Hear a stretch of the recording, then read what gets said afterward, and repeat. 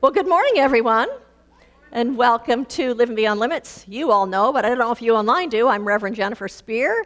We are Living Beyond Limits. We are a part of Centers for Spiritual Living, and I welcome all of you, and I welcome you who are joining us online. So I invite you to join me now in reading our mission statement that's on the front of your bulletin. We are a sanctuary where people can discover and reveal the presence of God within their own being and experience their oneness with all life.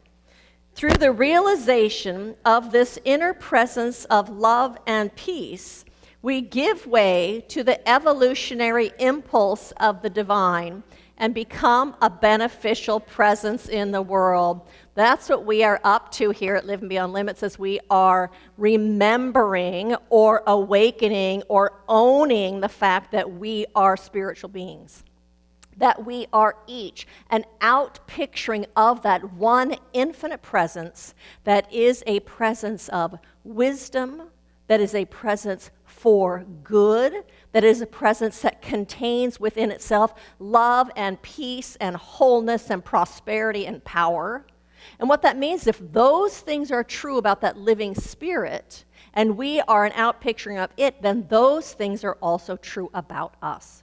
So what happens as we come to recognize that and feel it and own it, then when the world is not reflecting peace or love or wisdom or whatever it is, we go, oh yeah, I have it in here. I can be the one that brings this into the conversation or into the relationship or into the situation. And when we do that, we transform it. And when we hold that in our minds for us and everyone, that also acts as a healing balm for this world, because we are all connected to everything else. So when we do something in consciousness, it affects the whole. And so I thank every one of you for walking this path, for doing the work that you are doing, for bringing your heart, your spirit, and your good into this world in a way that makes a difference. Thank you for that. Well, I don't know if you know this or not, but today is the Dalai Lama's birthday. I know. So in light of his birthday, it's called the Universal Day of Compassion. And so the Dalai Lama, whose real name is Tenzin Gyatso, was born in Taxter, a small village in northeastern Tibet. The 14th Dalai Lama turns 90 today. At age 2, he was identified as the reincarnation of the 13th Dalai Lama through a centuries-old Tibetan tradition which blends spiritual signs, oracles, and searches for a child born around the time of the previous Dalai Lama's death. A search party found him in Taxter, a small village in northeastern Tibet. He was officially recognized as the 14th Dalai Lama and formally enthroned in 1940 at the age of 4. And he assumed full political power at the age of 15 in 1950, just as China was asserting control over Tibet. The Dalai Lama has made the hillside town of Dharamsala his headquarters since fleeing from Tibet after a failed uprising against Chinese rule in 1959. As the spiritual leader of Tibetan Buddhism, he has taught compassion, mindfulness, and interfaith harmony in the world. His message is universally spiritual, often described as, quote, secular ethics. He received the Nobel Peace Prize in 1989 for his nonviolent struggle for the liberation of Tibet, emphasizing dialogue over conflict. He has met with world leaders, scientists, especially neuroscience and consciousness studies, and interfaith groups, advocating for peace, human rights, and environmental stewardship. I don't know about you, but when I think of the Dalai Lama, it brings a smile to my heart. His message transcends religion. It speaks to our hearts. His message speaks to our own divine essence. And I think most of all, his message speaks to our humanity. And so he stands most, the thing that stands out for me the most is really his undying commitment to his spiritual principles and values. his tenacity, his living those spiritual principles, regardless of what is going on in his country, being taken over by China, and regardless of what is going on in the world, he still stands in those principles. And as such, his spiritual principles are in the driver's seat, a driver's seat of what he does in his life. And I know that all of us, we have spiritual principles and values. All of us do. And some of my own values are to be spirit-led. Some of mine are to have integrity, unity, and oneness is so important to me, and love. Those are some of the principles that I stand in. And I know for all of us, sometimes our own spiritual principles and values aren't in the driver's seat. In fact, sometimes they're not even in the car. And I think the biggest reason for that, and you all already know that, is we are so bombarded by that non-ending onslaught of catastrophizing by the media. We are just bombarded with that all of the time. Everywhere we look, it seems like someone is telling us the world and this country is going to hell in a handbasket. And it doesn't matter if you listen to the news on the right or on the left, they're both saying that. The world's going to hell in a handbasket. And so we feel so assaulted by that, and then we feel overwhelmed. And then sometimes what we do then is we tell ourselves, it's no use for me living by spiritual principles or doing good in my corner of the world, because that's just my corner of the world. It's not going to really have an effect on things at large. And so we stop. I think sometimes we don't know what to do to make a difference, so we don't do anything. I think that one of the biggest problems is that we tend to be focused so much on the worst things that are happening instead of having our focus and our energy on a higher truth. Instead of having our focus and energy on the truth that there is a power and a presence of infinite potentiality. There is a power and a presence and an intelligence that is present. That there is a force for good within us, and there is a force for good within all. So let me ask you, how's that balance in your life? Are you expending more emotional energy on the horrors that are happening in the world? On your worry and your concern and your fears? Or are you have more focus and emotional energy invested in something higher? Do you have more energy and focus on living your own spiritual values? Or of being a beneficial presence in the world? Or of being loving or caring? Or how about just remembering the capital T truth? How's that balance in your life? You know, one of the things that we stand on at Centers for Spiritual Living is the global vision.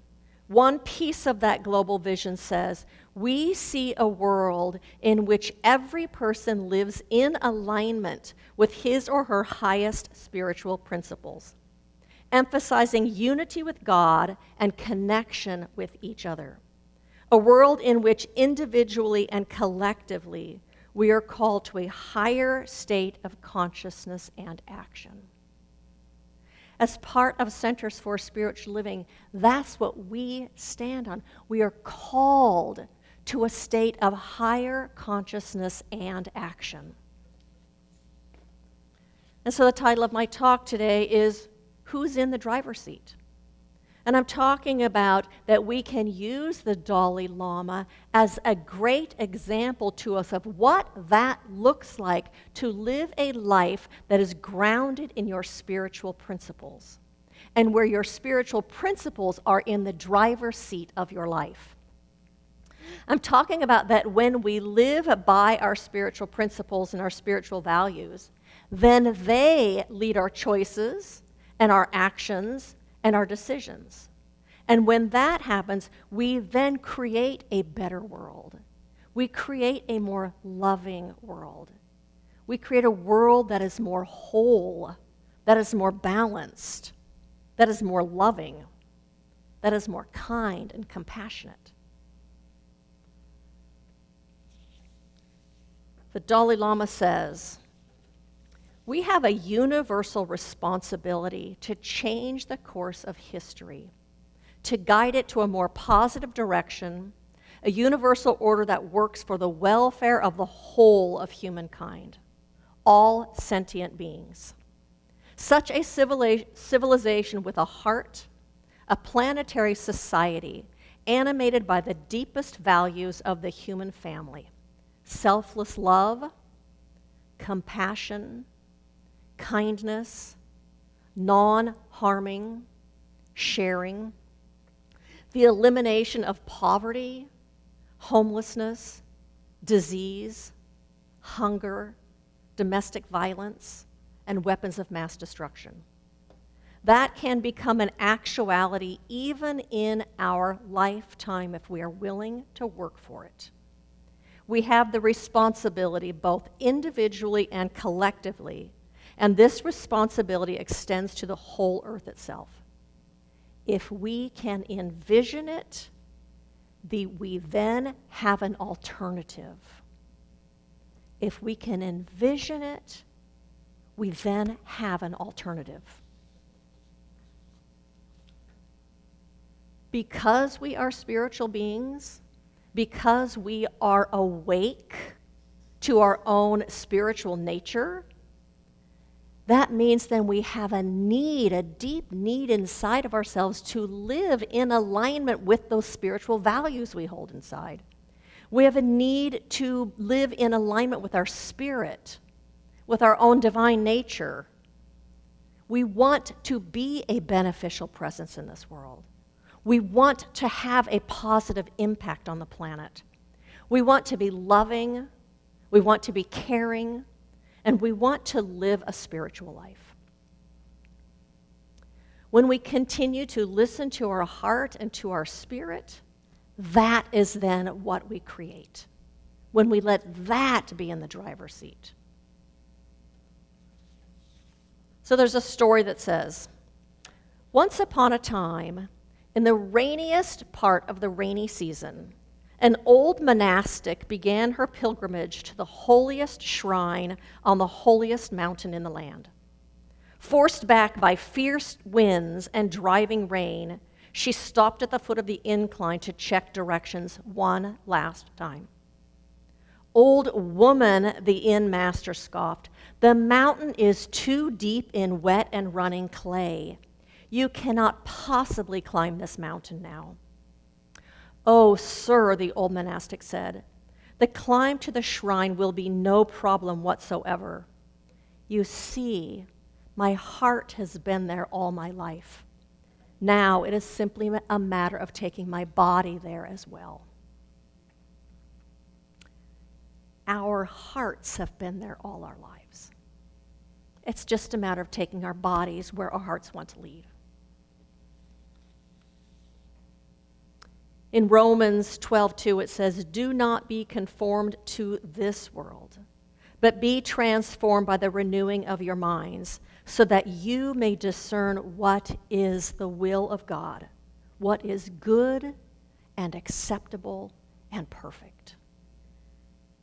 That's listening within. Our minds are not renewed by listening to the doomsayers of the media. Our minds are renewed by reminding ourselves of the capital T truth. They are renewed by doing affirmative prayer, through doing affirmations where we remind ourselves of what we know deep inside, by doing reading of things that inspire you, that help you remember what you forget when you're out there in that busy world, by coming here where you get to be reminded of what you forget in your busy life. You know, it can be as easy as waking up in the morning, first thing when you open your eyes, and telling yourself and reminding yourself, love is here now. Will you say that? Love is here now. Close your eyes for a second and just imagine yourself waking up in your bed and laying there, and before you turn on your social media, to remind yourself, love is here now. It just helps me breathe a sigh of relief when I remember that. And you can open your eyes. The fact is, if you are alive and breathing, then love is here now. Tell yourself, in spirit, there is a way forward. Will you say that? In spirit, there is a way forward. Spirit is bigger than this. Spirit is bigger than this. The wisdom and the intelligence of the living Spirit are here now. The wisdom and intelligence of the living Spirit are here now. It takes reminding ourselves. The media doesn't tell us that. The world doesn't tell us that. The world tells us that everything's going to hell. There is something bigger than what's going on here. But it takes us remembering that. The thing is, we cannot hold two opposing views at the same time. You can't hold the world's falling apart and there is a power and a presence that is active in this. You can't hold those two things. I know you all know the story of the Native American grandfather who's telling his son the story about how there's two wolves inside of him that are fighting. Does anyone not know that story? You don't know that story? So there's a grandfather that's telling his grandson the story that he has two wolves that are living inside of him, that they are constantly struggling and fighting. And one of those wolves represents anger and greed, and the other wolf represents love and kindness. And the grandson says to him, well, which one wins? And the grandfather says, the one that I feed. Which one wins inside of us? The one that we feed. The fear and the doomsday, or something bigger? Our consciousness, what we think about, focus on, creates what we do in the world. It leads our actions. What we tell ourselves then is of the utmost importance because it creates our inner experience. It creates how we experience the world, how we experience our lives. And then that instigates what we do in the world. So we are here to be a beneficial presence. We are here to bring spirit into this world in a way that is good and loving and helpful and unifying and all of those things that spirit is. And I know for each of us, the way that we are called to be that beneficial presence is different because we each have different inclinations and different talents and different interests. And so maybe you are called to write letters to government officials. Maybe you are called to demonstrate. Maybe you are called to pray.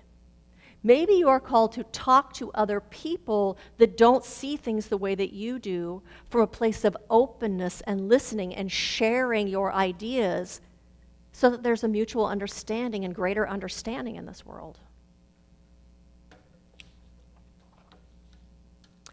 Once upon a time, there was a priest who spent part of each night making sandwiches for the homeless. He traveled around to the poorer parts of the city and distributed them. Even though his day was already full, this late night activity didn't overwhelm him. It actually made him very happy. He didn't do it out of guilt or duty or external pressure. He shared freely and openly in a way that made a difference for him. Even when the street people rebuffed his offer of food, he didn't feel rejected or angry because he wasn't doing it for reward or acceptance or appreciation.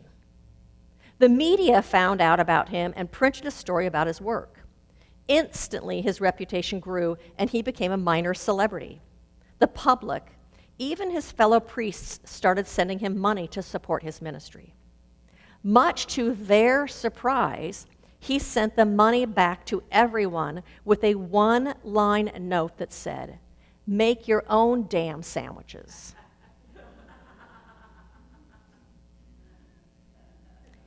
We are each called to do what is ours, called to do what calls to our hearts, but called to be a beneficial presence, to make a difference in the world. We are called to do something. And in this philosophy, we talk about treat and move your feet. Know something higher. Know a higher truth. Know that spirit is present. Know that love is present and active. And then go out and do something in that consciousness, from that place of awareness. Listen to your spiritual values. Listen to your heart. Listen to your spirit. And then go out and act from there. That's how you make a difference in the world. So we begin by knowing and affirming that spirit is present right here, right now. Will you say that? Spirit is present right here, right now. That spirit is within each of us. Spirit is within each of us. And then you act with intention. But it requires pausing. It requires remembering and reminding ourselves of what our spiritual values are. And I learned this great tool that I'd like to share with you this week that I think is fabulous. Pausing and asking yourself, what do I intend for my experience to be in the next 5 minutes? What do I intend for my experience to be in the next 5 minutes? Do I intend for it to be loving? Do I intend for it to be accepting?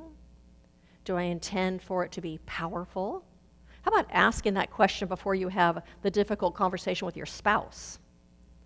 What do I intend for my experience in the next 5 minutes, or the next 10 minutes, or the next hour, or this situation? Can you say that? What do I intend for my experience to be in the next 5 minutes? What do I intend my experience to be in the next 5 minutes? That will inform your actions. That's sometimes easier than saying, what are my spiritual values? What do I intend this experience to be? That just takes you right there without having to think about it. So we continue to ask ourselves that over and over and over again as we move through our day, as we come upon difficult situations or conversations, as we come up against the world that doesn't look like we wish it looked. We align our actions with our highest spiritual values and with that intention. So my invitation to you this week is to get clear on what your spiritual values are, what your principles are that you stand for, and then to keep that in the forefront of your awareness as you move through your life. To know that you are here to contribute to the good and to be a beneficial presence in this world. And when you awaken in the morning before you get out of bed, remind yourself of the truth you need to know. Remind yourself that love is here now. Spirit is here now. And listen for what it is that you are called to do in this world. And before you act, ask yourself, what do I intend for my experience for the next 5 minutes? And allow the Dalai Lama to be an inspiration and to remind you that it is entirely possible to live your life with your spiritual values in the driver's seat of your life. It's entirely possible. And I'm going to close with a quote from Ernest Holmes, who was the founder of this philosophy. He said, no matter what the problem, the answer is always spiritual. And so blessings to all of you on this path as you walk this path of awakening to your own power, to your own love, to the good that lives within inside of you, to your own spirit, and to bringing that into this world. Blessings to each of you.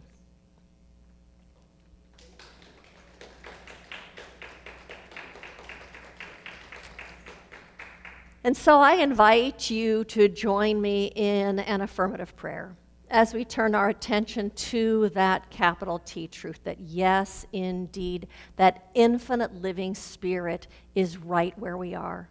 It fills this room, it fills this city, it fills this country, it fills this entire planet, and resides and expresses within and through and as each and every single one of us.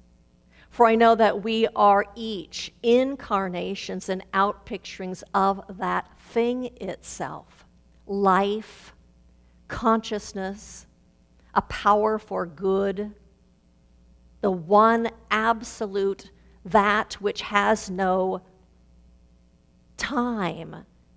It is just simply the allness of the infinite potential of life.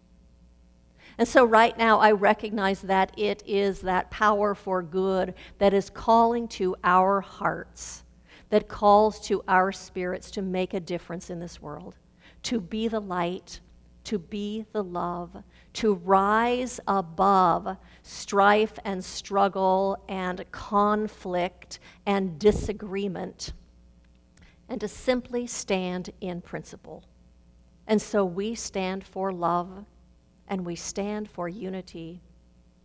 We stand for equity and inclusion and belonging and care and compassion. We stand for prosperity and abundance and a life overflowing with good. And so I recognize that that gift has already been made, that we are living in this kingdom right now. And so today we open our hearts and our hands and our energetic bodies in absolute acceptance that this is ours now. And so as we move out into the world, we move out into the world as a blessing, as a healing presence, as a bringer of light, as a force for good. And so I speak this word also not just about us, but about every person on this planet, that also right where they are is the fullness of the presence of the divine, unfolding itself in their lives as the exact thing that they need in this moment. And there is an opening, and there is a receiving, and there is a willingness and an acceptance. And those gifts of spirit pour forth. And I speak this word also about every single world leader, every single politician, every single policymaker, that the intelligence of spirit lives within them, and that it is bigger than any fear, it is bigger than any falsehood, and truth is revealing itself within their hearts and their minds in this moment. And the love of spirit is revealing itself in their hearts. And out of that, decisions are made that serve the highest and the best. And so I put my trust and my faith and my confidence in knowing that that is the truth. And so in gratitude, I release this prayer into that creative womb of the universe, knowing that it is taken a hold of and it is unfolding itself all around us right now. And for that, I am in gratitude. And so I invite you to join me in releasing this and saying, and so it is. And so I have a couple of invitations for you. One is the last Sunday of the month is July 27th. We are having a picnic in the park. We're going to do service in the park and a picnic over here. So I invite you to put that on your calendar and bring a dish to share and some games if you want to, and we will have a nice time in the park. That same Sunday, we are actually doing a community outreach we're calling Undie Sunday. We are collecting underwear, new underwear for the unhoused in Long Beach, mostly men's, but some women's. So if you would like to participate in that, and then you can bring them that Sunday, and Pat Scott is going to be in charge of getting those out. Our Sunday talks are available on our website and our YouTube channel. The website's in here. They usually come out on Tuesday morning.